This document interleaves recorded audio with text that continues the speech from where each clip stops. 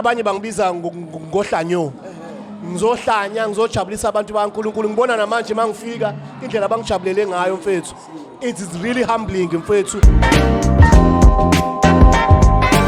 njengoba kade kuthembisile silokane sibacoshe njalo sizwe uyabona njengamanje ngiphethe insizwa eyavotelwa yinini ukuze ifike la umuzwa wayo ubaluleke kakhulu mntakababa Sibingelele bafowami kunjani mfethu ngiyaphila qawula kithi siyazi ukuthi abantu abakufake la mfethu ngokuthi bakuvotele lapha ucela abantu ukuthi abakuvotele mfethu kwakunzima kanjani noma kwabalula kanganani kuwena mfethu ngiyaqala ukuza kuuvukile it's been my prayer bengazi nokuthi ababizwayo abanjani but kwanele kwavuleleka leli thuba angisiyi umuntu ojwayele ukucela abantu ukuthi ngicela niye kongimention but because ngibona ubukhulu be-event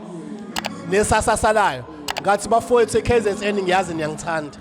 nali ithuba lokuthi ngize bahlale bebuza ayanduza nini eKZN namhlanje ngila yabona namhlanje ngizofana njengomuntu ozozimarket ngiyazi angisile artist encane kodwa la ngizozimarketa kabusha so ibona into esizoyenza lapha baba mfethu abantu bathembisana nje busazongena estage ukuphi okufanele bakulindele bafowami abantu ngibathembisa ukuba uAyanda Shange bayamazi uAyanda stage abanye bangibiza ngohlanyo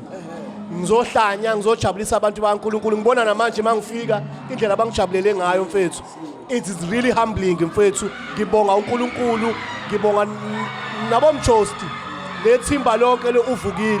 ngiyanithembisa la sowenza into yamehlo mfethu siyabonga kakhulu ngiyabonga kakhulu baba lokho ke uAyanda insizwa ke esha umsebenzi omhle kangaka siyibona yenza kanjani